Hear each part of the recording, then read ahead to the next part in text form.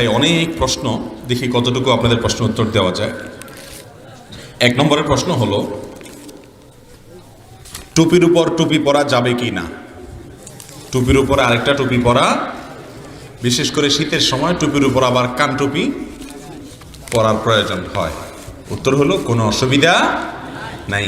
আর চাইলে মূল টুপিটা পকেটে নিয়ে শুধু কান টুপি পরলেও কি আছে, কোনো অসুবিধা নাই।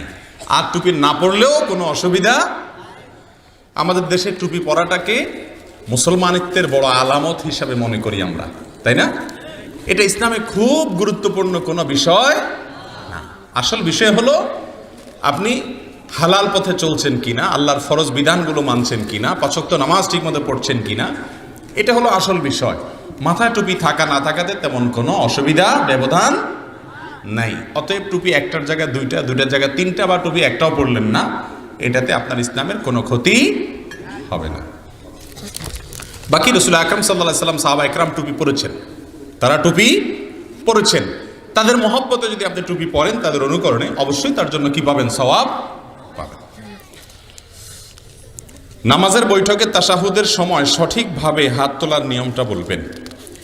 আমরা যখন তাশাহুদ পড়তে বসি নামাজে, এখানে আমরা তাশাহুদের মাধ্যমে আল্লাহ রাব্বুল আলামিনের একত্ববাদের সাক্ষ্য দিয়ে থাকি। মূলত আশহাদু আল্লা ইলাহা ইল্লাল্লাহু ওয়া আশহাদু আন্না মুহাম্মাদান আবদুহু ওয়া রাসূলুহু, আল্লাহর একত্ববাদের সাক্ষ্য দেই। আর আমাদের প্রিয় নবী সাল্লাল্লাহু আলাইহি সাল্লামের আল্লাহর রাসূল হওয়ার সাক্ষ্য দেই।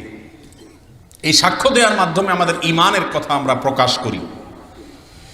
আর সাক্ষ্য দেওয়ার নিয়ম হলো, মুখে কোনো আদালতে সাক্ষ্য দিলে, ইসলামী শরিয়ার আদালতের নিয়ম অনুযায়ী কারোর বিরুদ্ধে বা কারোর পক্ষে সাক্ষ্য দিতে হলে এই আঙ্গুল দিয়ে ইশারা করে দিতে হয়, অমুক অমুক অমুক। এটা হলো শাহাদাত আঙ্গুল, এটা হলো সাক্ষ্য দেওয়ার আঙ্গুল। এই জন্য আমরা যখন তাশাহুদ পড়ি নামাজের মধ্যে, আত্তাহিয়াতুলিল্লাহি পড়ি, তখন আমাদের এই সাক্ষ্য দেওয়ার সময় আশহাদু আল্লা ইলাহা ইল্লাল্লাহু আশহাদু আন্না মুহাম্মাদান আবদুহু ওয়া রাসূলুহু, আবার এটা বলার সময় আঙ্গুল উঠানোটা সুন্নাত। আঙ্গুল দিয়ে ইশারা করা কি সুন্নাত। অনেক উলামা একরামের মতে পুরো তাশাহুদের বৈঠক জুড়েই আঙ্গুল উঠায় রাখা সুন্নাত। কারণ হাদিসে কোন কোন হাদিসের ভাষ্য হলো, ইদা জালাসা লিত্তাশাহুদ, তাশাহুদে যখন বসবে, তার মানে বসার সঙ্গে সঙ্গে এটা শুরু হবে। আবার অনেক উলামাদের মতে যখন তাশাহুদ পড়বেন তখন উঠাবেন।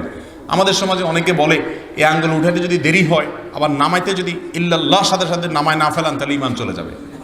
এরকম অনেক হাস্যকর কথা অনেকে বলেন। এই কথার কোনো ভিত্তি, ঈমান এত ঠুনকো না যে আঙ্গুলের ইশারায় শেষ হয়ে যাবে। অতএব এই আঙ্গুল উঠানো সুন্নাত। এখন কিভাবে উঠাবেন সেটার পদ্ধতি হলো এইভাবে। একেবারে 7ই মার্চে বঙ্গবন্ধু যেভাবে ভাষণ দিয়েছিলেন, সেই চিত্র সবাই চোখের সামনে আছে না? বঙ্গবন্ধু 7ই মার্চের সময় যে ভাষণ দিয়েছেন, যেভাবে আঙ্গুল যেভাবে ছিল হুবহু ওইভাবে থাকবে। শুধুমাত্র বঙ্গবন্ধুর আঙ্গুল উপরের দিকে ছিল। নামাজে বৈঠকের সময় আপনার আঙ্গুল রানের উপরে থাকবে, আঙ্গুলটা বরাবর উঠানো থাকবে এভাবে। কথা বুঝে আসছে? এরপর আপনার তাশাহুদ শেষ হয়ে গেল, আপনি আবার হাতকে স্বাভাবিক করতে পারবেন। কথা বুঝাতে পারছি? জি। এটা নারী পুরুষ সকলের জন্য আঙ্গুল দিয়ে হাত ইশারা করা। সন্ধ্যাবেলা টাকা দেওয়া জায়েজ কিনা? সন্ধ্যাবেলা টাকা দিলে কোনো লাভ ক্ষতি হবে কিনা? ভাইরা আমার, লাভ এবং ক্ষতির মূল মালিক একমাত্র কে? আল্লাহ রাব্বুল আলামিন। টাকা সন্ধ্যার সময় দিলে লাভ হবে না, সকালে দিলে লাভ হবে, সকালে বাকি আসলে লস হবে, নগদ আসলে লাভ হবে, এসবগুলো শয়তানের শেখানো মন্ত্র। এসবগুলো শয়তানের শেখানো মন্ত্র। এগুলো বিশ্বাস করা কোনো মুসলমানের জন্য জায়েজ। এই কোরআনে কোথাও এটা নাই, রাসূল আকরাম সাল্লাল্লাহু আলাইহি ওয়াসাল্লামের হাদিসেও কোথাও এটা। ইসলামে কোন জিনিসটা সঠিক আর কোনটা বেঠিক এটা বোঝার জন্য একমাত্র উপায় হলো কোরআন এবং হাদিসে তালাশ করা। কোরআন হাদিসে এরকম কোনো কথা বলা, তাহলে বোঝা গেল এটা নকল কথা। যে সন্ধ্যার সময় কাউকে টাকা দিলে কপালে দুর্গতি আছে, এরকম যদি কেউ মনে করে, তাহলে বুঝতে হবে তার ঈমান দুর্বল। শিরক, এ ধরনের বিশ্বাস শিরকপূর্ণ বিশ্বাস, ছোট শিরক। আল্লাহ তাআলা আমাদেরকে সমস্ত ভুল বিশ্বাস থেকে বেঁচে থাকার তৌফিক দান করুন। সন্ধ্যার সময় যদি কেউ টাকা নিতে চাইতে আসে বা কাউকে টাকা দিতে হয়, আপনি না দেওয়ার নিয়ত থাকলেও দিয়ে দিবেন, যাতে করে আপনার এই ভুল ধারণাটা কি হয়, ভেঙে যায়। এরপরে প্রশ্ন, নবী সাল্লাল্লাহু আলাইহি সাল্লাম মাটি নাকি নূরের তৈরি, তা মানা কি ইমানের জন্য আবশ্যক? ভাইরা আমার, আমি সব জায়গায় এই কথা বলি, নবী করিম সাল্লাল্লাহু আলাইহি সাল্লামকে আল্লাহ তাআলা কি দিয়ে তৈরি করেছেন এটা আপনার জানার দরকারটা কি? আদার ব্যাপারীর জাহাজের খবর নেওয়ার তো কোনো প্রয়োজন নাই, নামাজের খবর নাই, রোজার খবর নাই, হক হালালের খবর নাই, নবী নূরের তৈরি না, মাটিতে টেনে মারামারি করতে করতে শহীদ হয়ে যেতেছে। ভাইরা আমার, কোরআন এবং হাদিসের কোথাও রাসূল করিম সাল্লাল্লাহু আলাইহি সাল্লামের সৃষ্টির মূল উপাদান কি, আল্লাহ তাআলা তাকে কি উপাদান দিয়ে তৈরি করেছেন, এরকম আলাদাভাবে পার্ট আকারে, চ্যাপ্টার আকারে আলাদা করে কোথাও স্পষ্ট কিছু বলা, তাহলে সেই জিনিস নিয়ে আমাদের কেন মারামারি করতে হবে? তবে এটুকু ঠিক, নবী সাল্লাল্লাহু আলাইহি সাল্লাম মানুষ ছিলেন নাকি ফেরেশতা ছিলেন? মানুষ ছিলেন। কোরআনে কারিমে বহু জায়গায় আল্লাহ তাআলা এটা বলেছেন, কুল ইন্নামা আনা বাশারুম মিথলুকুম, হে রাসূল আপনি বলে দিন আমি তোমাদের মতো। এই নবী আবার আমাদের মতো মানুষ হয় কেমনে? ইউহা ইলাইয়া, এই জন্য আয়াতের পরের অংশে আল্লাহ পার্থক্য করে দিয়েছেন, তোমাদের মতো রক্ত মাংসে গড়া মানুষ আমি ঠিক, তবে পার্থক্য হলো আমার কাছে ওহী আসে, আমি নবী আর তোমরা সাধারণ মানুষ। আমাদের যে সমস্ত ভাইরা মনে করেন নবী করিম সাল্লাল্লাহু আলাইহি সাল্লামকে মাটির তৈরি বললে ওনার অপমান হয়, মাটি একটা তুচ্ছ জিনিস, নূর মানে লাইট, আলো, এটা দামি জিনিস। তারা নবী সাল্লাল্লাহু আলাইহি সাল্লামকে নূরের তৈরি বলেন এই জন্য যে নবীর মর্যাদা নাকি এতে কি বৃদ্ধি পাবে। মাটির তৈরি বললে অপমান হয়ে যায়, মাটি ছালি এটা কোনো একটা জিনিস হলো? ভাইরা আমার, আদম আলাইহিস সালাম কিসের তৈরি ছিলেন? এই ব্যাপারে তো কোনো দ্বিমত করার সুযোগ না, কারণ কোরআনে আল্লাহ তাআলা উল্লেখ করেছেন কি দিয়ে তাকে তৈরি করেছেন। খালাকতাহু মিন নার ওয়া খালাকতাহু মিন তিন, খালাকতানি মিন নার ওয়া খালাকতাহু মিন তিন। আদম আলাইহিস সালামকে মাটি দিয়ে তৈরি করেছেন, এটা কোরআনে স্পষ্ট আল্লাহ উল্লেখ করেছেন। সে মাটির তৈরি আদমকে আল্লাহ তাআলা সেজদা করাইছেন কাদেরকে দিয়া? নূরের তৈরি ফেরেশতাদেরকে। তাহলে আমাদের নবীজিকে যদি আপনি নূরের তৈরি বলেন, তাহলে উনি সেজদা দেওয়া লোকদের দলে ঢুকবেন, অর্থাৎ ফেরেশতাদের দলে, ঠিক না ঠিক? আর যদি মাটির তৈরি বলেন তাহলে সেজদা পাওয়া লোকদের দলে ঢুকবেন, অর্থাৎ আদমের দলে। তাহলে মর্যাদা মাটির তৈরি বললে বাড়বে না কমবে? তারপরেও এই মাটির তৈরি এই কথা বলার প্রয়োজন, কারণ কোরআন হাদিসে কোথাও এইভাবে আল্লাহ তাআলা খুলে খুলে বলেন না, আপনি কেন এত খুলে জ্বলতে যাবেন? আপনি বলেন উনি মানুষ ছিলেন, তবে মহামানুষ, সাধারণ কোনো মানুষ না। আল্লাহ তাআলা আমাদের সবাইকে নবীজির মহব্বত অন্তরে ঢোকানোর, প্রবেশ করানোর তৌফিক দান করুন। তাহলে ওনাকে আল্লাহ তাআলা কি দিয়ে তৈরি করেছেন এটা জানা আমাদের জন্য গুরুত্বপূর্ণ কোনো বিষয়। আসল বিষয় হলো আমাদের প্রিয় নবী সাল্লাল্লাহু আলাইহি সাল্লাম কি বলেছেন, কি করেছেন, সেই কথাগুলো আসল বিষয়। তাকে আল্লাহ কি দিয়ে বানাইছেন এটা আমার জানার বিষয় না।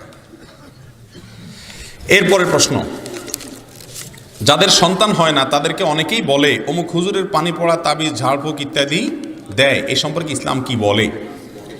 ভাইরা আমার, সন্তান না হলে কোরআন এবং হাদিসের আলোকে ঝাড়ফুঁক করা, রুকিয়া করা সন্তানের আশায়, এটা নিষিদ্ধ বা হারাম কোনো কিছু না। কিন্তু মনে রাখতে হবে সন্তান দেওয়া এবং না দেওয়ার একমাত্র মালিক কে? অতএব ঝাড়ফুঁক বা অন্য কোনো হুজুরের কাছে দোয়া চাওয়ার চাইতে গুরুত্বপূর্ণ এবং স্বয়ং কোরআন যে আমলের কথা শিক্ষা দিয়েছে তা হলো আল্লাহর কাছে দোয়া করা। আল্লাহর কাছে কি করা? আমাদের দেশের অনেক ভাই বোনরা সন্তান না হলে, অথবা ছেলে হয় না শুধু মেয়ে হয়, মেয়ে হয় না শুধু ছেলে হয়, এগুলো ঘোচানোর জন্য অনেক মাজারে চলে যায় এবং মাজারে গিয়ে সন্তান চায়। ভাইরা আমার, মাজারওয়ালা সন্তান দেওয়ার মালিক। অতএব সন্তান চাইতে হবে কার কাছ থেকে? আল্লাহর কাছে। আল্লাহ বলেছেন ইয়াহাবু লিমান ইয়াশাউ ইনাসা ওয়া ইয়াহাবু লিমান ইয়াশাউ যুকুরা। আল্লাহ তাআলা যাকে ইচ্ছা তাকে ছেলে দেন, যাকে ইচ্ছা তাকে, আবার যাকে ইচ্ছা তাকে দুইটাই দেন। ওয়া ইয়াজআলু মান ইয়াশাউ আকিমা, যাকে ইচ্ছা তাকে বন্ধা বানান। তাহলে এই ক্ষমতা কার? আল্লাহর। অতএব আল্লাহর কাছে দোয়া করতে হবে, অন্য কারোর কাছে যাওয়া যাবে না। এরপরের প্রশ্ন, সন্তান লাভের জন্য, বিশেষ করে নেক সন্তান লাভের জন্য গুরুত্বপূর্ণ আমল কি? খুবই দরকারি একটি প্রশ্ন। যাদের সন্তান হয় না তারা সন্তান লাভের জন্য কোরআনের শেখানো আমলে মাধ্যমে আল্লাহর কাছে সন্তান চাইতে পারেন। কোরআনে কিছু দোয়া শেখানো আছে, সেই দোয়াগুলো পড়ে আল্লাহর কাছে সন্তান কামনা করতে পারেন। আবার যাদের সন্তান আল্লাহ তাআলা দিয়েছেন কিন্তু অনাগত সন্তান, অথবা যে সন্তান আল্লাহ দিয়েছেন তারা যেন নেককার হয়, তারা যেন ভালো মানুষ হয়, তারা যেন আল্লাহর অনুগত মানুষ হয়, আল্লাহওয়ালা হয়, আলেম হয়, দিনদার হয়, এটার জন্য আল্লাহর কাছে বিশেষভাবে দোয়া করতে পারেন। দোয়া করবেন কোন আয়াতের মাধ্যমে? নাম্বার 1, ইব্রাহিম আলাইহিস সালাম তার সন্তানদের জন্য দোয়া করেছেন, এবং সূরা সাফফাত আয়াত নম্বর 100। আয়াত নম্বর কত? সূরা সাফফাত, ইয়াসিনের পরের সূরা। এই সূরাতে সূরা সাফফাতের 100 নম্বর আয়াতে ইব্রাহিম আলাইহিস সালামের একটা দোয়া আল্লাহ তাআলা উল্লেখ করেছেন। তিনি আল্লাহর কাছে দোয়া করেছেন এভাবে, রব্বি হাবলি মিনাস সলিহিন, রব্বি হাবলি মিনাস সলিহিন, হে আমার রব, আপনি আমাকে নেক সন্তান দান করেন।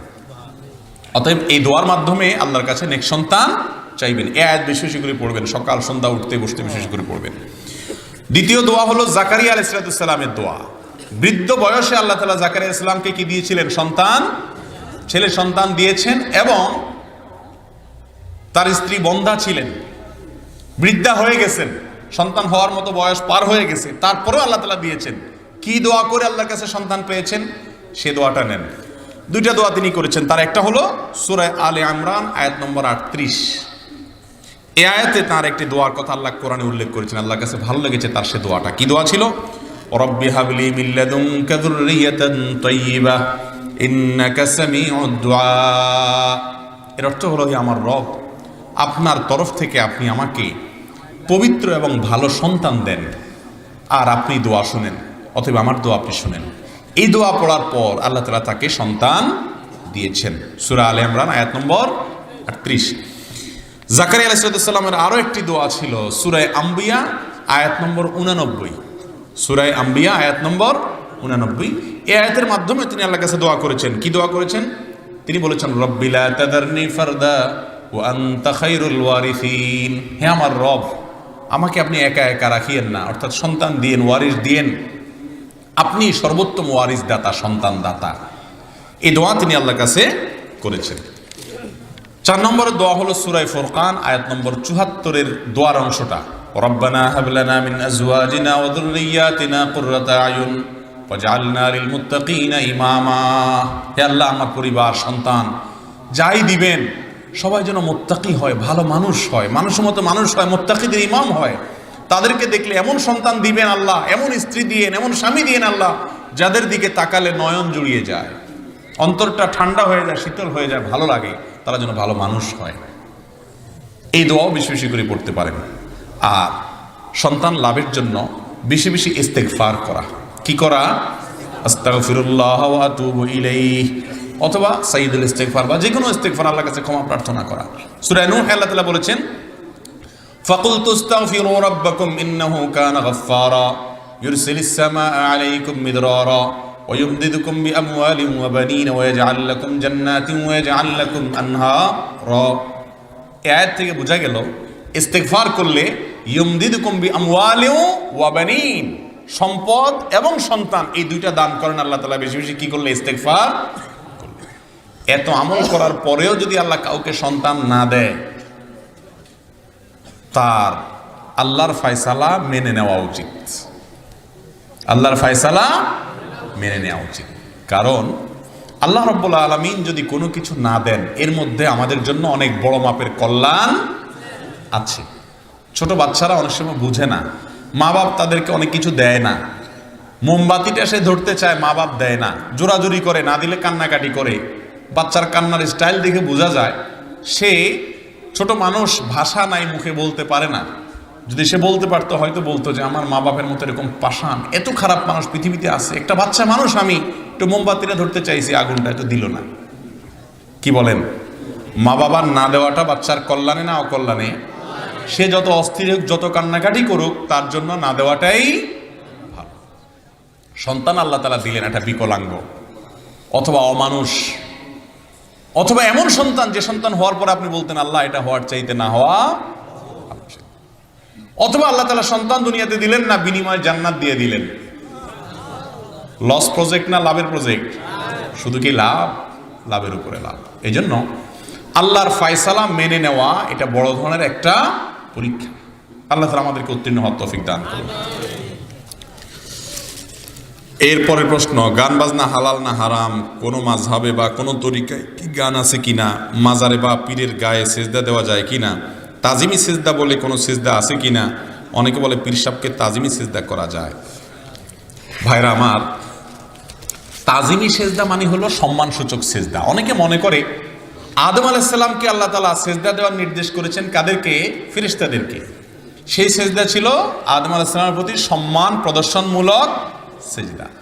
আমাদের দেশের অনেক ভাইরা বলেন যে আদমকে যদি ফেরেশতারা সেজদা করতে পারে তাহলে আমরা আমাদের পীর সাহেবকে সেজদা করতে অসুবিধাটা কি?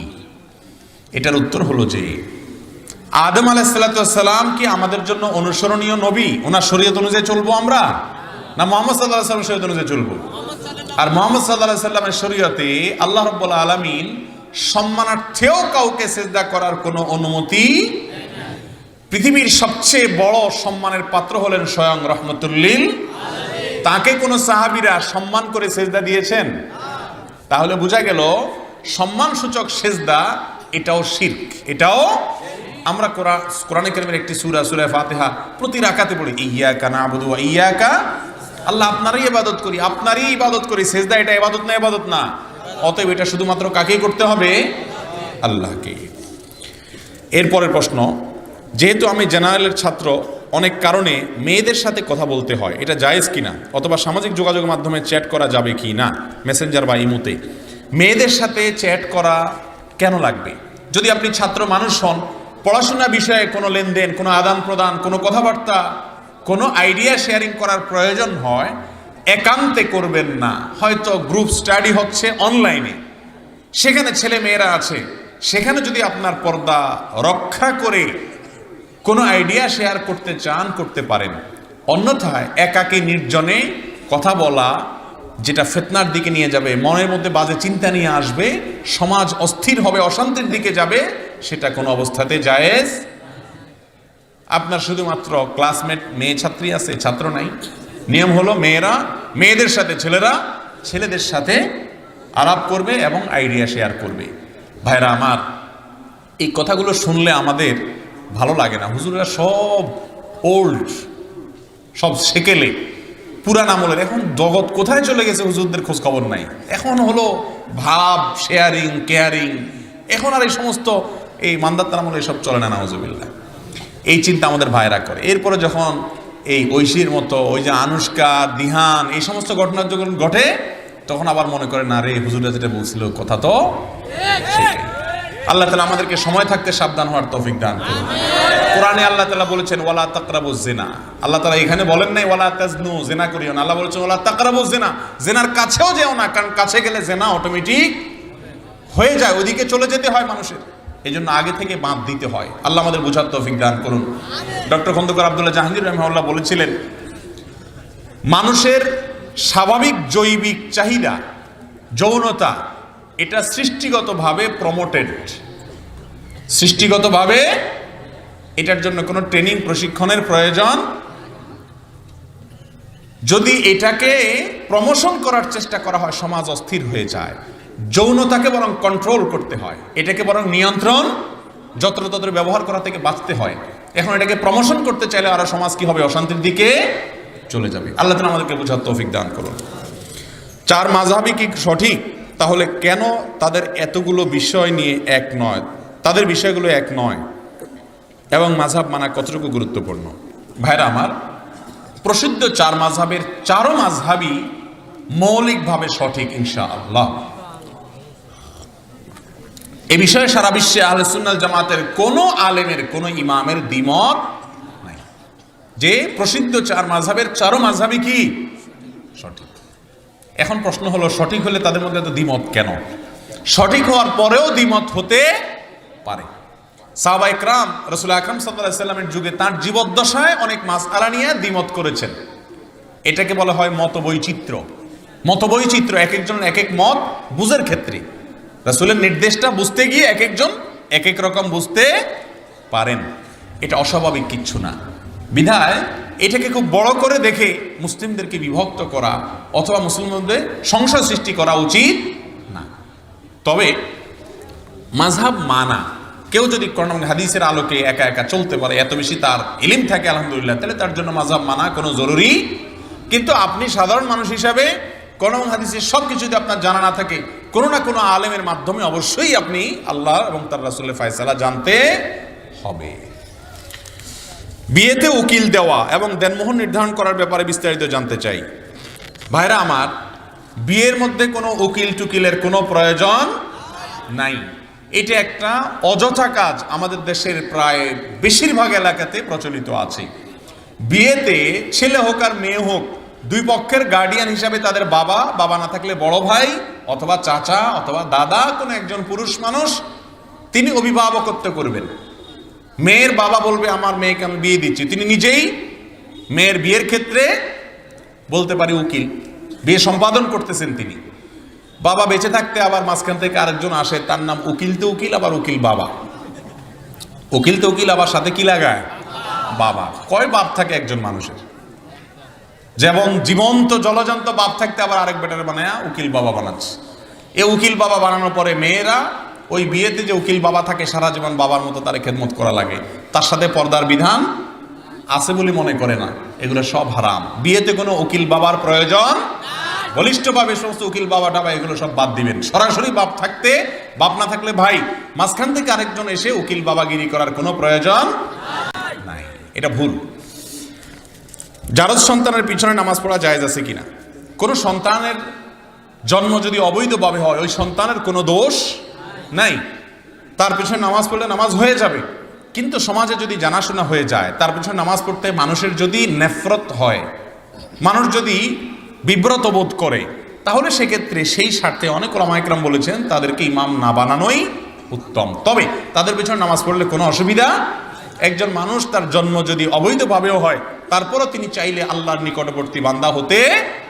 আবার অনেকের জন্ম সঠিকভাবে হয়েছে, কিন্তু সে যখন নেকামল করবে না, সে আল্লাহর অপছন্দের মানুষ বান্দা হতে পারে কি পারে না?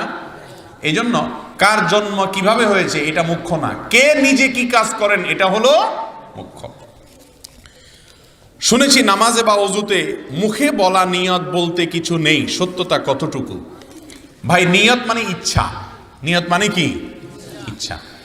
অনেকে বলে যে আগামী বছর আমরা হুজুর আপনাকে আমাদের মাহফিলে দাওয়াত দেওয়ার নিয়ত করছি। এই নিয়ত করার মানে হলো মনে মনে আমরা ইচ্ছা করছি। নিয়ত শব্দের অর্থ কি? ইচ্ছা। আচ্ছা, ইচ্ছা এটা কি মুখে করে না মনে করে? কথা বলেন। ইচ্ছা কি মানুষ মনে মনে করে না মুখে দিয়া করে? মনে করেন আপনি এবছর হজে যাবেন, সামনের বছর আল্লাহ বাঁচালে নিয়ত করছেন, তো আপনি বলেন যে নাওয়াইতু আন আযহাবা ইলাল হজ। শুনছেন কোনোদিন এরকম? হজে যাওয়ার নিয়ত শুনছেন কোনোদিন আপনারা? কিন্তু জিজ্ঞেস করলে ভাই হজে যাবেন কিনা, বলে হ্যাঁ নিয়ত আছে এবার যাওয়া। এই যে নিয়ত আছে, তার মানে ভিতরে ইচ্ছা আছে। যে কোনো ইবাদতে নিয়ত ছাড়া কোনো ইবাদত হবে না, কিন্তু নিয়ত জিনিসটা হলো মনের ইচ্ছা, এটাই যথেষ্ট। মুখে আলাদা নাওয়াইতু পড়ার প্রয়োজন। এখন অনেকে বলবেন যে আমরা সারা জীবন পড়ে আসছি, কোত্থেকে হুজুর এগুলা গজাইছে, সব উল্টে দিচ্ছে এরা। ভাইরা আমার, খেতে ধান যখন লাগান শুধু ধান গাছ হয় না, সাথে আগাছাও হয়? আগাছাগুলো ফেলে দিতে হয়, তাহলে ফসলটা। সুন্নতের সাথে সাথে কিছু আগাছা, কিছু ভুলভ্রান্তিও সমাজে, কোরআন এবং হাদিসে যদি নাই, কিন্তু সমাজে সেটাকে ভালো কাজ মনে করে, ইসলামের কাজ মনে করে কেউ করে, তাহলে বুঝতে হবে এটার নাম আগাছা, বেদাত। এই বেদাত তুলে তুলে সমাজ থেকে কি করে দিতে হবে? ফেলে দিতে হবে। তাহলে ফসল ভালো হবে, সুন্নত ইবাদত ভালো হবে। এই মুখে নিয়ত করা, এটা এরকম একটা কাজ। মুখে নিয়তের কথা কোরআন হাদিসে আমাদেরকে শেখানো হয় নাই। অন্তরে নিয়ত করবেন। আপনি কেন দাঁড়াইছেন? আপনার মনে মনে আপনার টার্গেট আছে যে আমি এখন এশার নামাজ পড়তে দাঁড়াইছি, বাস, এটাই কি নিয়ত। বর্তমানে মহিলা পুরুষ একই সাথে ব্যবসা চাকরি করে, ইসলামী শরিয়া মোতাবেক মহিলাদের কাজ করার ব্যাপারটি কতটুকু জায়েজ? ভাইরা আমার, নারীরা ব্যবসা করলে ব্যবসা করতে পারবে, পুরুষদের মাধ্যমে তারা ব্যবসা করবে। খাদিজা রাদিয়াল্লাহু তাআলা আনহার টাকা দিয়ে আমাদের নবী সাল্লাল্লাহু আলাইহি ওয়াসাল্লাম ব্যবসা করেছেন না? এটা হলো মেয়েদের ব্যবসা করার নিয়ম। যদি ফিজিক্যালি তারা অফিস করতে হয়, ব্যবসার জন্য যেতে হয়, তাহলে সেটাও হালাল হবে যদি এগুলো ঠিক রেখে যদি করতে। গিফট হিসাবে দেওয়াতে কোনো অসুবিধা নাই। মুশকিল হলো এই আংটিটার নাম হলো এঙ্গেজমেন্টের আংটি, তার মানে আংটি পরায়া শিকল বাইন্ধে দিলাম, আর যাইতে পারবে না।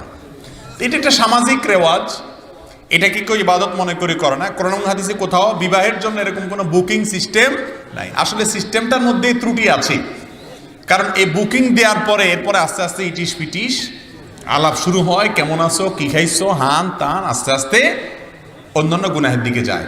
যতক্ষণ পর্যন্ত বিবাহের আকদ সম্পন্ন না হবে, দুইজন সাক্ষীর সামনে প্রস্তাব আর কবুল না হবে, ততক্ষণ পর্যন্ত বিবাহ সম্পাদন। আংটি একটা না, 10 আঙ্গুলে 10টা পরাইলেও বিবাহ হয় না যতক্ষণ পর্যন্ত আকদ না হবে। আর তার আগ পর্যন্ত কোনো প্রকার সম্পর্ক রাখা কি নাই, জায়েজ।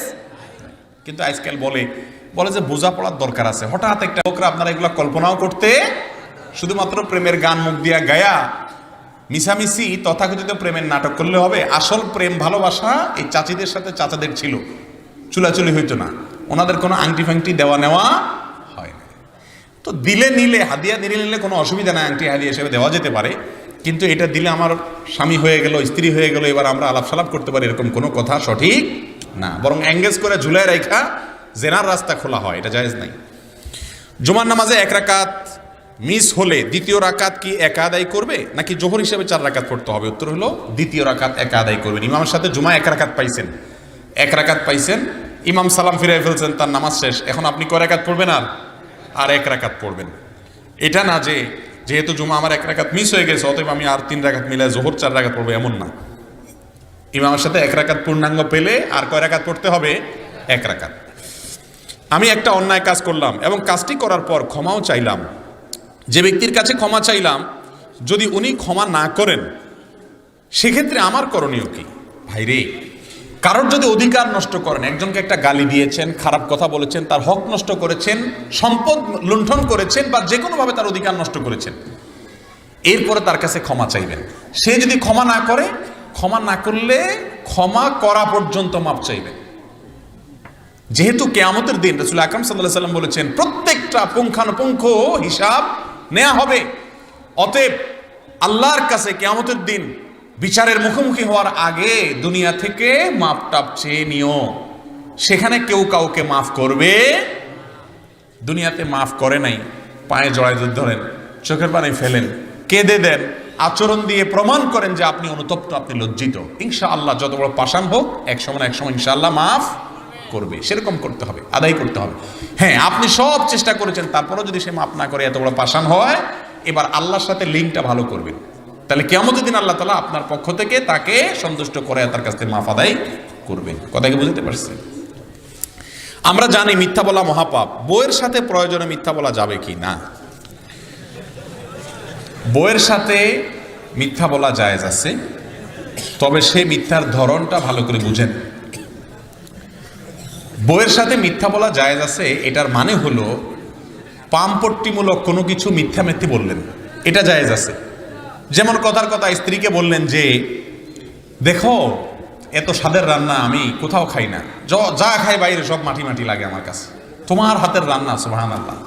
আপনার ভালো না লাগলো, এটা বললেন খুশি করার জন্য বেচারিকে। অথবা বললেন যে তুমি মানুষটা এত সুন্দর, চাঁদটা দেখলে সব মিশামিশি, চাঁদের চেয়ে তুমি সুন্দর মাশাআল্লাহ।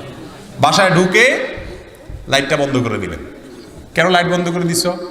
বলে তুমি থাকলে আসলে লাইট টাইট দরকার হয় না, আল্লাহ তাআলা তোমাকে এত সুন্দর বানাইছেন। এই জাতীয় তারিফ বা প্রশংসামূলক কথা যদি বলেন, এগুলো এক ধরনের মিথ্যা কথাই হয়। কিন্তু এরকম ঘুরায় মিথ্যা কথা বলা স্ত্রীকে খুশি করার জন্য জায়েজ। স্বামী স্ত্রীর সম্পর্কটা আল্লাহর কাছে কত প্রিয় যে একটু ঘুরায় গাড়ায় বললেও আল্লাহ সেটা জায়েজ রেখেছেন। হাদিসে আসছে সেটা কি আছে? জায়েজ আছে। কারণ আল্লাহ চান স্বামীর সাথে স্ত্রীর ভালোবাসাটা মজবুত হোক। মোবাইলে ফেসবুকে আকাম কুকাম করবেন, বিবাহের আগে হারাম সম্পর্ক করবেন, আপনি যতই চাইবেন প্রকৃত ভালোবাসা কখনো হবে, কিছুদিন হবে, একসময় থাকবে না।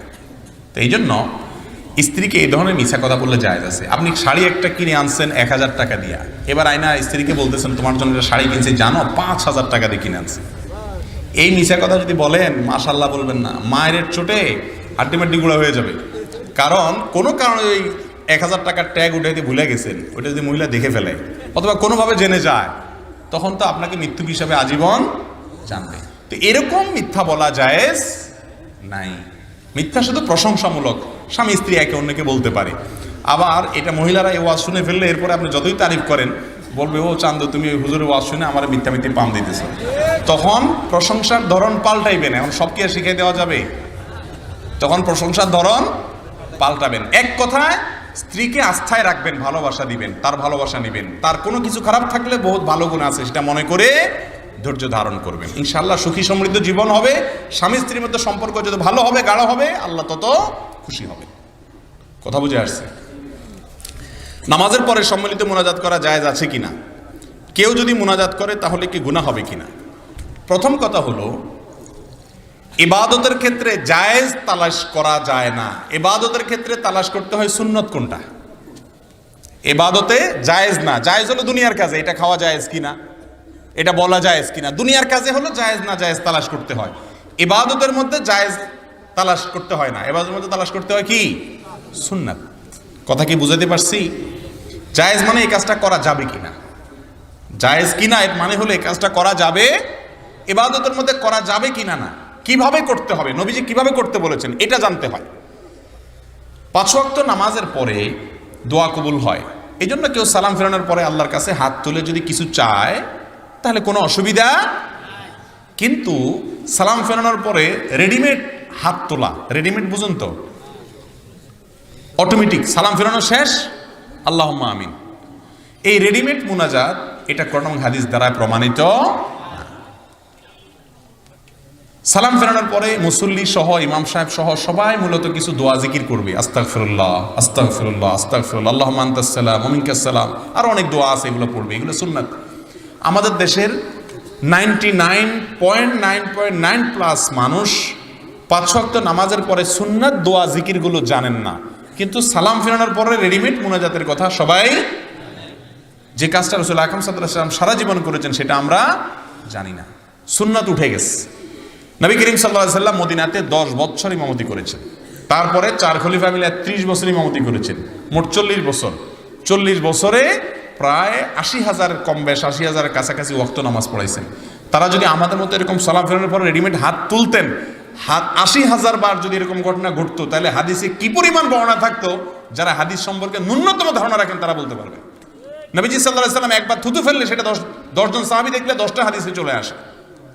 তার ব্যক্তিগত বলতে কিচ্ছু নেই, প্রাইভেসি বলতে কিচ্ছু নেই, স্ত্রী সহবাসের ক্ষেত্রে কোন দোয়া পড়বে সেটা হাদিসে চলে আসছে, টয়লেটের ভিতরে কিভাবে পবিত্র হবেন সেটা হাদিসে আসছে। এক যুদ্ধে ফজর নামাজের পরে মুখ দিয়ে বিড়বিড় করে কিছু বলতেছেন, সাহাবা একরাম তো নাচর বান্দা, ইয়া রাসূলুল্লাহ কি দোয়া পড়ছেন আমাদেরকে বলে দেন। সেই সাহাবীরা নবীজি যদি সালাম ফেরানোর পরে সাহাবীদেরকে নিয়ে আমাদের মতো এরকম 2 হাত তুলে এভাবে সিস্টেমিক্যাল দোয়া করতেন, হাজার হাজার লক্ষ লক্ষ হাদিস থাকতো, কোথায় সে হাদিস? কথা কি বুঝাইতে পারছি? ওলামা একরাম একটু চিন্তা করেন, নবীজির পদ্ধতি অনুযায়ী ইবাদত করতে হবে, সালাম ফেরানো শেষ জিকির এবং দোয়া করবেন। তবে আগে থেকে যদি সম্মিলিত মুনাজাত চালু থাকে সেখানে জিহাদ ঘোষণা করার দরকার নাই, আস্তে আস্তে মানুষকে সুন্নাত বুঝাবেন, ধীরে ধীরে বুঝাবেন। আর না হলে ভুল কাজ করা ভালো মারামারি করার চাইতে, মারামারি করার চাইতে ভুলটা থাকা ভালো। খবরদার এলাকাতে গন্ডগোল ফিতনা ঝামেলা করবেন না, তবে আস্তে আস্তে বুঝাইয়া মানুষকে সুন্নতের দিকে আনবেন। আল্লাহ আমাদের তৌফিক দান করুন। মৃত্যু ব্যক্তির গোসলের পানির জায়গায় 5 দিন বাতি জ্বালানো কি জায়েজ হবে? অনেক এলাকায় এই কুসংস্কার এখনো আছে, মৃত ব্যক্তিকে গোসল দিলে সেই জায়গায় 5 দিন বাতি জ্বালায় রাখে। এটা সম্পূর্ণ কুসংস্কার এবং শয়তানি কর্মকাণ্ড, এটা করা জায়েজ নাই, এটা করা যাবে না। মৃত ব্যক্তিকে গোসল দিলে সেখানে বাতি জ্বালাইতে হয় এরকম কথা কোরআন হাদিসের কোথাও নাই, এটা ফালতু কথা, মন গড়া কথা। বর্তমানে ইসলামী সঙ্গীতে যে বাদ্যযন্ত্র বাজানো হয় তা শোনা জায়েজ হবে কিনা? ভাইরা আমার, আমরা আলোচনাতে বলেছি শুরুতে, বাদ্যযন্ত্র ব্যবহার যদি করা হয়, গানের কথাতে যত ভালো কথা হোক, এমনকি যদি কোরআনের আয়াতও তেলাওয়াত করা হয় আর সাথে বাদ্যযন্ত্র যুক্ত করা হয়, তাহলে সেটা হালাল না হারাম? কারণ মাআজিফ বাদ্যযন্ত্রকে রাসূল আকরাম সাল্লাল্লাহু আলাইহি ওয়াসাল্লাম বলেছে এটা হারাম করা হয়েছে, কিয়ামতের আগে মানুষটাকে হালাল মনে করবে। যার কারণে বাদ্যযন্ত্র এটা যদি কোনো তথাকথিত ইসলামিক গানে যুক্ত হয়, সে গান শোনাও জায়েজ। আমি কোনো প্রতিষ্ঠানের নাম নিচ্ছি না, তবে আপনাদেরকে আমি দায়িত্ব নিয়ে বলছি, ম্যাক্সিমাম 99% তথাকথিত ইসলামী গান, বাংলা হোক ইংরেজি হোক, এগুলোর পেছনে ব্যাকগ্রাউন্ডে মিউজিক আছে, খুব সূক্ষ্ম, অনেক সময় বোঝা যায় না, শুনতে আমাদের কাছে ভালো লাগে, আমরা শুনি, কিন্তু মিউজিক আছে, বিষ মিশাই দিছে সাথে। আল্লাহ তাআলা আমাদেরকে এগুলোকে বর্জন করার তৌফিক দান করুন। এই জন্য এগুলো যত শুনবেন তত অন্তরে মুনাফিকি তৈরি হবে, ঈমান থেকে দূরে সরবেন। আল্লাহ তাআলা আমাদেরকে হিম্মত দান করুন হারামকে না করার জন্য। সুন্নতি বিবাহ পদ্ধতি সম্পর্কে জানতে চাই। এটা তো 1 ঘন্টার ওয়াজ, এটা নিয়ে ইউটিউবে আমাদের একটা আলোচনা আছে, সংক্ষেপে একটু বলি। সুন্নতি বিয়ের পদ্ধতি হলো, মেয়ে খুঁজবেন দিনদার, পয়সাওয়ালা না। সৌন্দর্য এটা খুঁজবেন, ঠিক খুঁজতে পারেন, তবে তার চাইতে বেশি হলো মেয়েটা দিনদার কিনা। দিনদার মানে সে নামাজ কালাম পড়ে কিনা, হালাল হারাম মানে কিনা, আল্লাহকে ভয় করে কিনা, পর্দা করে কিনা, অল্পে তুষ্ট কিনা। আর মেয়েরাও ছেলেদেরকে এভাবে নির্বাচন করবেন। আজকাল ছেলেরা চায় একটা বিশ্ব সুন্দরী, আর মেয়েরা চায় একটা টাকার বস্তা। যতক্ষণ পর্যন্ত এই অবস্থা থেকে বের না হবেন ততক্ষণ পর্যন্ত শান্তি দাম্পত্য জীবনে আসবে না। নবীজি বলেছেন ফাসবার বিজাতিদ দ্বীন, দেখো চেহারা সুন্দর, লাবণ্য, সৌন্দর্য, শারীরিক গঠন, পয়সা কড়ি এগুলা গৌণ। মানুষের আসল উপভোগ্য হলো তার ব্যক্তিত্ব, পার্সোনালিটি। সে যদি মানুষের মতো মানুষ হয় তার সাথে বসবাস করে শান্তি পাবা, না হলে চেহারা ছবি এগুলো একসময় ভেঙে যাবে, একসময় নষ্ট হয়ে যাবে। আসল জিনিস থেকে যাবে তার ব্যক্তিত্ব। এই জন্য ওই জিনিসটা দেখে বিয়ে করতে হয়। আর বিয়েতে খরচ কম করবেন, ধুমধাম কম করবেন, লাইট ফাইট কম লাগাবেন, মহারণা খুব অযাচিত, অনাকাঙ্ক্ষিত বিশাল বিগ ফিগারের মহারণা ধরলেন, 1 টাকাও দিলেন না, এরকম করবেন না। গান বাজনা, বিয়ে মানে এখন গান বাজনা, ঠিক না বেঠিক? গান বাজনা ছাড়া কোনো বিয়ে হয় না। মানুষ জিজ্ঞেস করে হুজুর সংসার টিকে না কেন? এখন প্রতিদিন 39টা করে তালাক হয় ঢাকা শহরে। এত বিবাহ ভেঙে যাচ্ছে কেন? এত অশান্তি হচ্ছে কেন? এই অশান্তি হওয়ার অন্য এক কারণের ভিতরে একটা কারণ হলো বিবাহ যখন হয় তখন গান বাজনা ছাড়া বিয়ে, ব্যান্ড পার্টি ছাড়া বিয়ে হয় না। তো যে বিয়েতে আল্লাহ নাফরমানি দিয়ে শুরু হয়, ওখানে আল্লাহ শান্তি কিভাবে দিবেন? এই জন্য যুবকরা হিম্মত করতে হবে, বিয়েতে কোনো হারাম কাজ, চাঁদাবাজি করবেন না। গেইটে টেবিল বসাইয়া, চেয়ার বসাইয়া উপহার নেওয়ার জন্য লোক বসে, আছে না নেই? কে কি আনছেন দেন, নাম লেখান। তো আমি বলি আর কি যে ডাকাতি করার সময় ছুরি রাখে, পিস্তল রাখে, আর বিয়েতে ডাকাতি করার সময় একটা চেয়ার আর টেবিল রাখে। ওইটাও ডাকাতি, এটাও ডাকাতি। এটা হলো ভদ্রবেশে ডাকাতি। এটাকে আমি হোটেল বলতে রাজি না। অনেকে বলে এটা হোটেল, রেস্টুরেন্ট, যে জমা দেন ভিতরে যায় খান। আরে ভাই, হোটেলের চেয়ে ভালো, আগে খায় পরে টাকা দেয়। আর এখানে আগে যাওয়ার সময় দিয়া যান, তারপরে খান। 500 টাকা খাবেন, 2000 টাকা দেন। এটা ডাকাতি ছাড়া আর কি। এই জন্য যুবকরা বিয়ের সময় হিম্মত করবেন, বিয়ের কার্ডে লিখে দিবেন কোনো প্রকার উপহার গ্রহণ করা হবে না। ঠিক তো বলতেছেন, বাইরে গেলে বলবে মাথা খারাপ, তোর লাখ লাখ টাকা উঠবে। ভাইরে, হারাম আমার 1 পয়সারও দরকার। বিয়ের দাওয়াত পাইলে এখন মানুষ এত নাখোশ হয়। কিছু দাওয়াত আছে এগুলো পাইলে মানুষের মুখটা কালো হয়ে যায়। মধ্যবিত্তের কথা বা গরিব, আমাদের মতো গরিব মানুষের কথা বলতেছে। আকিকার দাওয়াত, বিয়ের দাওয়াত, এটার মানে হলো বেচারার মুখটা কালো। মরা দাওয়াতে আবার খুশি হয়, কারণ সেখানে কিছু দেওয়া লাগে না। কিন্তু বিয়ের আকিকা মানে হলো এখানে দণ্ডি, জরিমানা। পরিবারের সদস্য 3 জন 500 করে 1500 নয় খাইলো, কিন্তু 5000-এর নিচে দেওয়া, বাকি 3500 লস। তো এইভাবে ওই বেচারা বাধ্য হয়ে আনে। কারণ যেভাবে গেইটে আপনি খাতা কলম নিয়ে বসছেন, খালি হাতে গেলে চোখ গোড়া গোড়া তাকাবে, এটা কি দাওয়াতে আসছে না বিনা দাওয়াতে আসছে? ভাইরা আমার, এটা উচিত না। যুবকরা হিম্মত করেন, এ সমস্ত অনাচার, সামাজিক অনাচারের বিরুদ্ধে আমাদের দাঁড়াইতে হবে। হ্যাঁ, বিয়ের মধ্যে কেউ হাদিয়া দিতে পারে, কোনো অসুবিধা নেই। হাদিয়া হবে, যাহা আসে সাদিয়া তাহা হলো হাদিয়া। যাহা আসে সাদিয়া তাহা হলো হাদিয়া। আপনি চেয়ার টেবিল নিয়ে, খাতা কলম নিয়ে ভাই কি আনছেন দিয়া যান, এরপর ভিতরে ঢুকেন। মুখে তো আর বলে না, আচরণ দ্বারা এরকম করেন, তাহলে এটা কোনো হাদিয়া হতে পারে না, চাঁদাবাজি। আল্লাহ তাআলা আমাদেরকে এগুলোর থেকে বেঁচে থাকার তৌফিক দান করুন। কিয়াম করা হাদিস দ্বারা কতটুকু প্রমাণিত? ভাই, কিয়াম শব্দের অর্থ দাঁড়ানো। হাদিসে দাঁড়ানো নিষেধ নাই। ওই যে অনেক ভাই দাঁড়ায় আছে, সব কিয়াম করতেছে, কোনো অসুবিধা নেই। কিন্তু মিলাদ পড়তে পড়তে, নবীজির প্রতি দুরূদ পাঠ করতে করতে দাঁড়ায় যেতে হবে, এমন কোনো কথা হাদিসে বলা। আপনারা নামাজের মধ্যে দুরূদ পড়েন কি পড়েন না? দুরূদ পড়তে পড়তে দাঁড়ায় যান, কেন দাঁড়ান না? কারণ দুরূদ যদি বসে বসে পড়েন তাহলে বসে বসে পড়তে পারেন, কোনো অসুবিধা। আবার যখন দাঁড়ানো অবস্থায় পড়েন, দাঁড়ানো অবস্থায়ও পড়তে পারেন। কিন্তু বসা অবস্থায় দুরূদ শুরু করলে এক পর্যায়ে দাঁড়ায় যেতে হবে। এটা যদি জরুরি হতো তাহলে নামাজের মধ্যেও দুরূদ পড়তে পড়তে এক পর্যায়ে দাঁড়ায় যাওয়া লাগতো কি লাগতো না বলেন? আচ্ছা, দুরূদ পড়া বড় না কোরআন শরীফ পড়া বড়?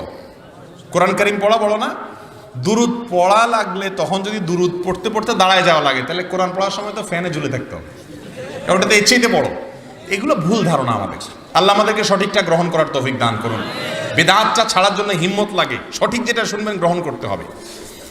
হিল্লা বিবাহ জায়েজ আছে কিনা? হিল্লা বিবাহ হারাম। লাআনাল্লাহুল মুহাল্লিলা ওয়াল মুহাল্লাল লাহু। রাসূল আকরাম সাল্লাল্লাহু আলাইহি ওয়াসাল্লাম বলেছেন, হিল্লা বিয়ে যারা করে, যার জন্য করে, ওর প্রতি আল্লাহর গজব নাজিল হয়। এটা জায়েজ নাই। 3 তালাক যদি দিয়ে দেন, ওর সাথে আর ঘর করার চিন্তা করবেন না, তার সাথে আর ঘর করার চিন্তা করবেন না, অন্য বিকল্প চিন্তা করবেন। হিল্লা করে এই কন্ট্রাকে বিয়ে করা এটা অত্যন্ত নিকৃষ্ট জঘন্য একটা হারাম গুনার কাজ।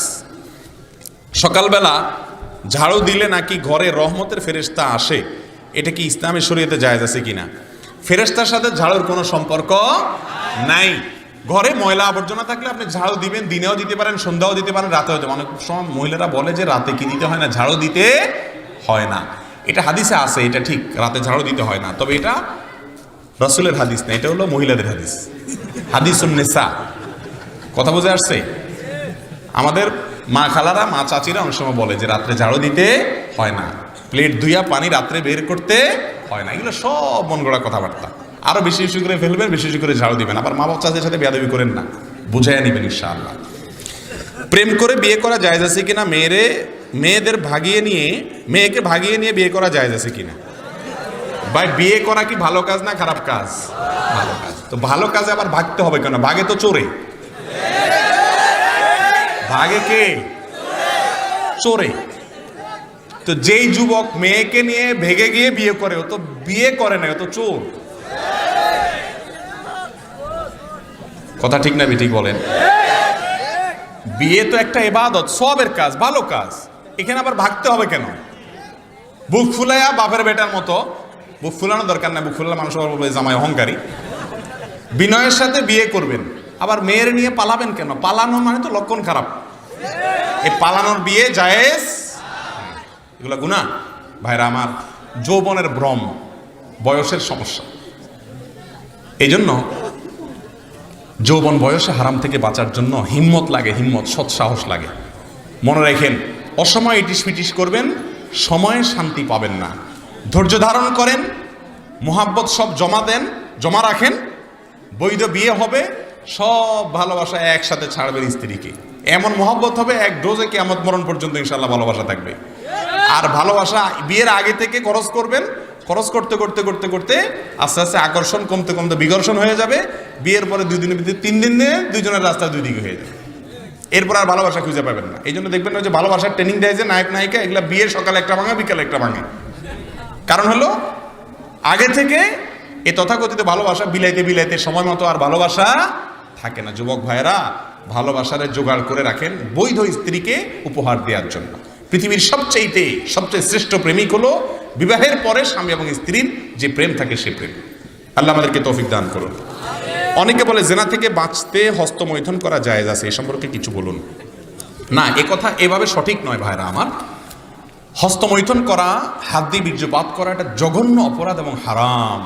অনেক যুবক ভাইয়েরা গোপনে গোপনে হারাম কাজটি করছেন, অত্যন্ত জঘন্য অপরাধ। আল্লাহ তাআলা বলেছেন, ফামান ইবতাগা ওয়ারাআ যালিকা ফাউলাইকা হুমুল আদুন। স্ত্রীর মাধ্যমে যৌন চাহিদা চরিতার্থ ছাড়া এবং বৈধ পদ্ধতি ছাড়া অন্য যতভাবে মানুষ যৌন চাহিদাকে মিটায়, সেটা হাত দিয়ে হোক, অন্য কোনোভাবে হোক, এই সবগুলোকে আল্লাহ বলেছেন এরা সবাই সীমা লঙ্ঘনকারী, এটা হারাম। কোন অবস্থাতে হস্তমৈথুন জায়েজ। হস্তমৈথুনের এই বদভ্যাস থেকে অনেক যুবকরা বাঁচতে চায়, কিন্তু পেরে ওঠে না। এই পেরে ওঠার জন্য কি করতে হবে? 1 নম্বর কাজ হলো নির্জনতা পরিহার করতে হবে। একা একা থাকা যাবে না। একা একা যত বেশি থাকবেন তত বেশি শয়তান মনের ভিতরে বাজে চিন্তা আনবে, কারো না কাউকে সাথে রাখবেন। 2 নম্বর হলো হারাম জিনিস দেখা বন্ধ করতে হবে। মোবাইল ফরম্যাট করে ফেলতে হবে, নেটের আইডি ডিঅ্যাক্টিভ করে ফেলতে হবে প্রয়োজনে। ফেসবুকে হারাম থেকে বেঁচে থাকার জন্য এই সাহসগুলো লাগে। ইমান যখন জজবা আসবে, সাথে সাথে হিম্মত করে এগুলো করে ফেলবেন, আল্লাহর রহমতের কোলে চলে যাবেন ইনশাআল্লাহ। নাম্বার 3, আল্লাহর কাছে একটু একাকী দোয়া করবেন। আল্লাহ, আমি পারতেছি না, শয়তান আমাকে কুপকাত করে ফেলতেছে, আল্লাহ আপনি সাহায্য করেন। এই কাজগুলো করলে ইনশাআল্লাহ এই বদভ্যাসের বিরুদ্ধে আপনি সংগ্রাম করতে পারবেন। হস্তমৈথুন জায়েজ নেই। যারা বলেছেন যে জেনা থেকে বাঁচার জন্য জায়েজ আছে, এটা কোন ইমামগণ বলেছেন ওই ব্যক্তির জন্য যে ব্যক্তি এমন কোন জায়গায় আছে যে এখানে তার জেনা হয়েই যাবে, নির্জন একটা কক্ষে, কথার কথা জেলখানায়, অথবা এমন কোন জায়গা যেখানে জেনার হাতছানি চতুর্দিকে, সে কোনোভাবে বাঁচতে পারতেছে না, তখন সে নিজেকে রক্ষা করার জন্য যদি করে, সেটাকে অনেক ওলামা ইকরাম জায়েজ বলেছেন। এখন জেনা থেকে বাঁচার জন্য করা যাবে এই কথা বলে আপনি সকাল বিকাল আল্লাহ মাফ করুক হারাম কাজ করবেন, সেটা কোনো আলেমী পৃথিবীতে বলে নাই।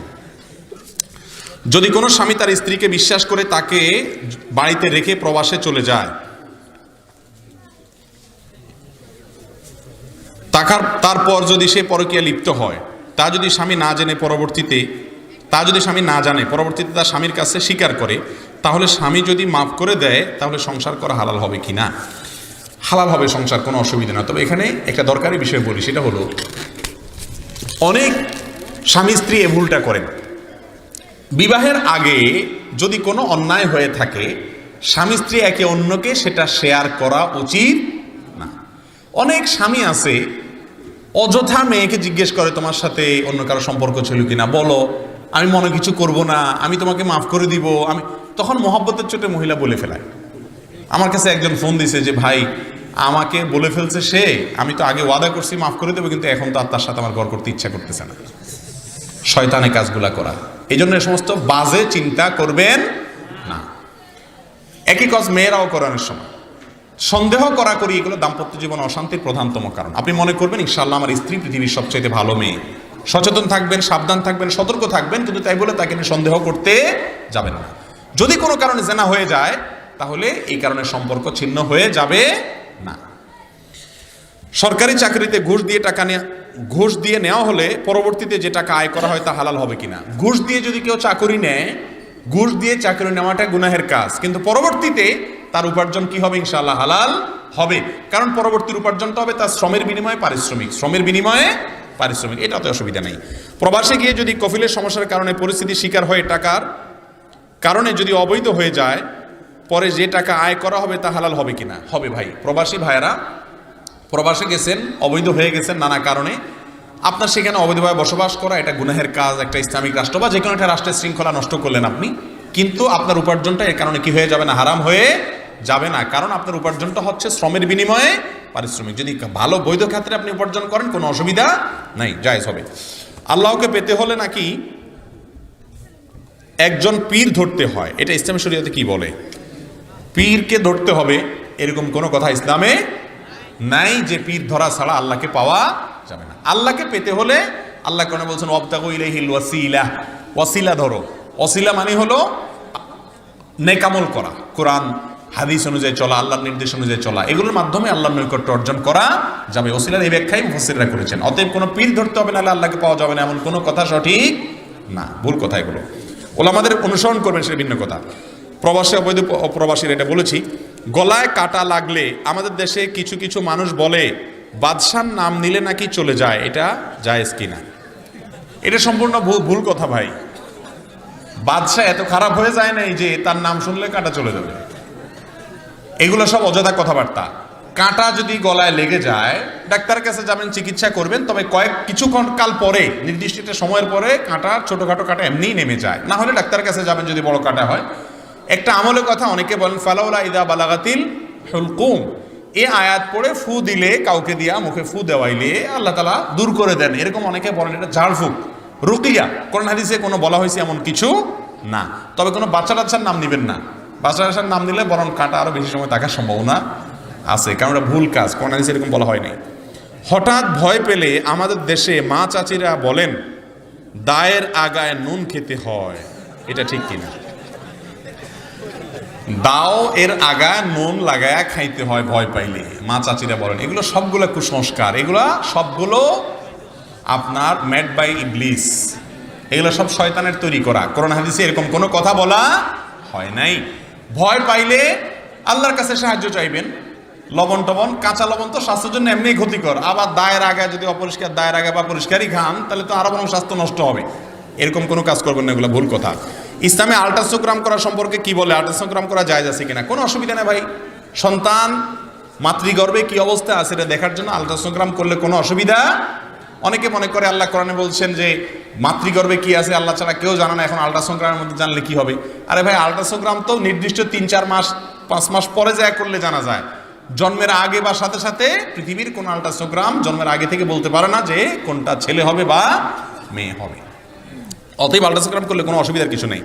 স্বামী স্ত্রীর নাম নিয়ে ডাকতে পারে না যদি স্ত্রীর নামে স্বামী স্ত্রীকে নাম নিয়ে ডাকতে পারে না যদি স্ত্রীর নামের শেষে মা থাকে, যেমন আসমা, নাসিমা, সাইমা, রহিমা ইত্যাদি। এই কথাগুলি সঠিক কিনা? মানে বইয়ের নাম যদি থাকে আসমা বা আপনার কি সায়মা, তাহলে শেষে মা আছে, তাহলে বউরে মা বলা হয়ে যাবে। এই জন্য যে বেচারার, যে কপাল পোড়ার বউর নামের শেষে মা আছে, সে জীবনে বউর নাম ধরে ডাকতে পারবে না। এটা ফালতু কথাবার্তা, এটা কোনো সঠিক কথা। ইন্নামাল আমালু বিন্নিয়াত, ওই বেচারা তো বউরের নাম হিসাবে সায়মা বলছে, এটা বলে না আয় মা, সে তো সায়মা বলছে। আয় মা যদি বলতো নাউজুবিল্লাহ, তাহলে আয় মা দুইটা মিলে আয় মা, বউরে মা ডাকতো, সেটা আরেক বেজাল হইতো, বিবাহ না টিকার সম্ভাবনা ছিল, জেহার হতে পারতো। কিন্তু সায়মা টাইমা বা এরকম মা বললে শেষে কোনো অসুবিধা। আরে ভাই, বাংলায় না মা মানে আপনার মা, তো সায়মা তো আরবি শব্দ, তাহলে আরাবিয়ানরা কি করবে? এগুলো সব অযথা কথাবার্তা, কোনো অসুবিধা নেই নাম দিয়ে বললে। আমাদের ইসলামের মধ্যে অনেক রকমের দল রয়েছে, যেমন কওমি, সুন্নি, আহলে হাদিস ইত্যাদি। এতগুলো দল থাকার কারণ কি, এবং সবাই বিভিন্ন রকম ফতোয়া দিয়ে বিভ্রান্ত করে, এর প্রতিকারের উপায় কি?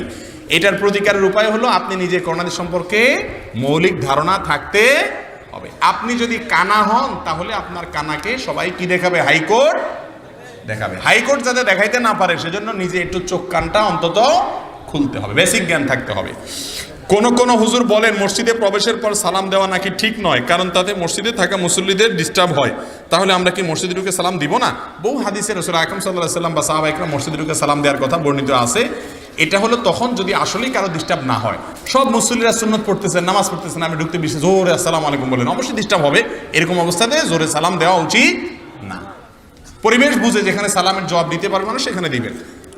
কবরের পাশ দিয়ে খাওয়ার সময়, যাওয়ার সময় আমরা কিভাবে সালাম দেব? কবরের পাশ দিয়ে যাওয়ার সময় বিশেষ কোনো পদ্ধতি নেই। কবরের যে দোয়া আছে, জিয়ারতের দোয়া, সালামুন আলাইকুম দারা কওমিল মুমিনিন ওয়া ইন্না ইনশাআল্লাহু ওয়া লাহিকুন, যে সমস্ত হাদিস দোয়া আছে কবর জিয়ারতের, এগুলো যাওয়ার সময় পাশ দিয়া পড়ে চলে যাবেন। ইমাম সাহেব জর্দা ও সিগারেট খাওয়াকে মাকরু মনে করেন এবং নিজে জর্দা দিয়ে পান খান, এরকম ইমাম বিষয়ে নামাজ পড়লে নামাজ হবে কিনা? নামাজ হয়ে যাবে, কিন্তু ইমাম সাহেবের জানা উচিত জর্দা স্বাস্থ্যের জন্য ক্ষতিকর। তামাক এটা ভয়াবহ রকমের একটা জিনিস, এটা নেশা, মাদক। এই জন্য এটা কোনো ইমাম বা মুসল্লি কারোর জন্য খাওয়া জায়েজ নাই, এটা উচিত না। বিসমিল্লাহির রহমানির রহিম কি সূরা ফাতিহার অংশ? বিসমিল্লাহির রহমানির রহিম সূরা ফাতিহার অংশ কিনা এটা নিয়ে ইখতিলাফ আছে। ইমাম আবু রহমতুল্লাহর মতে এটা কোরআনের অংশ না, ইমাম শাফিঈ রহমতুল্লাহর মতে কোরআনের অংশ। আমাদের কাছে বিশুদ্ধতর মত হলো এটাই যে সূরা ফাতিহার অংশ বিসমিল্লাহির রহমানির রহিম না। তবে বিসমিল্লাহির রহমানির রহিম এটা কোরআনের আয়াত, কারণ সূরা নামালে আল্লাহ বলেছেন ইন্নাহু মিন সুলাইমান ওয়া ইন্নাহু বিসমিল্লাহির রহমানির রহিম। কলেজ বিশ্ববিদ্যালয়ে পড়ুয়া ছাত্রীদের তথ্য আদান প্রদানের মাধ্যম হিসেবে নিজস্ব চ্যাটিং গ্রুপ এবং ফেসবুক গ্রুপ ইত্যাদি থাকে। যেহেতু সেখানে সকল ধর্মাবলম্বী ছাত্রছাত্রী থাকে, সেহেতু গ্রুপ রুলসে ইসলামিক কিছু শেয়ার করা থেকে বিরত থাকতে বলা হয়। এই গ্রুপে ইসলামিক আলোচনা শেয়ার করা যাবে না ইত্যাদি। বুঝতে পেরেছি ভাই, অন্যান্য ধর্মের মানুষ যদি থাকে, তাদেরকে যদি ইসলামিক কিছু শেয়ার করেন, তারা যদি বিরক্ত হয়, তাহলে সেখানে শেয়ার না করাই উচিত। জোর করে ইসলাম কাউকে দেওয়া যায় না।